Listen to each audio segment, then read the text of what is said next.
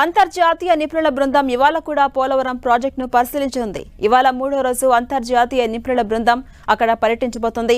Project పరిశీలన పూర్తవడంతో ఇవాళ అధికారులతో నిపుణుల బృందం సమావేశం కానుంది.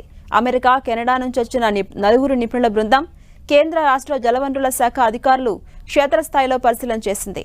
2వ రోజు పోలవరం ప్రాజెక్టులో దెబ్బతిన్న డయాఫ్రమ్ వాల్ను నిపుణుల బృందం క్షుణ్ణంగా పరిశీలించింది. ఎగువ, దిగువ కాపర్ డ్యాం కాంప్రిహెన్షన్ పనులను, దెబ్బతిన్న diaphragm wall, guide bund, ECRF dam ప్రాంతాన్ని పరిశీలించింది బృందం. అక్కడ ఏర్పాటు చేసిన మ్యాప్ పాయింట్ను క్షుణ్ణంగా పరిశీలించి అధికారులను వివరాలు అడిగి తెలుసుకున్నారు. పోలవరం ప్రాజెక్టులో అత్యంత కీలకమైన డయాఫ్రమ్ వాల్ వరదలకు 3-4 చోట్ల దెబ్బతినడంతో ప్రాజెక్టు భవితవ్యం ప్రశ్నార్థకంగా మారింది. గతంలో డయాఫ్రమ్ వాల్ నిర్మాణానికి 450 కోట్ల వరకు ఖర్చయితే మళ్లీ నిర్మించడానికి 900 కోట్లకు పైగా ఖర్చు కానున్నట్టు అధికారులు చెబుతున్నారు.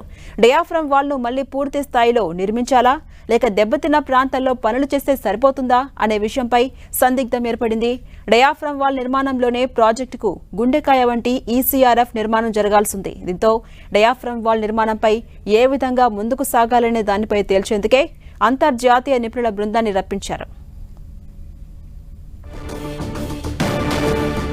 ఇక కాఫర్ డ్యాం సీపేజ్ నుంచి వస్తున్న వాటర్ పనులు, దెబ్బతిన్న డయాఫ్రమ్ వాల్, ఈసీఆర్ఎఫ్ గ్యాప్ 2 పనులు, దెబ్బతిన్న గైడ్ బండ్ పనులను అంతర్జాతీయ నిపుణుల బృందం పరిశీలించింది. ప్రాజెక్టు పనుల పరిశీలన పూర్తవడంతో ఇవాళ మంగళవారం అధికారులతో సమావేశం కానుంది.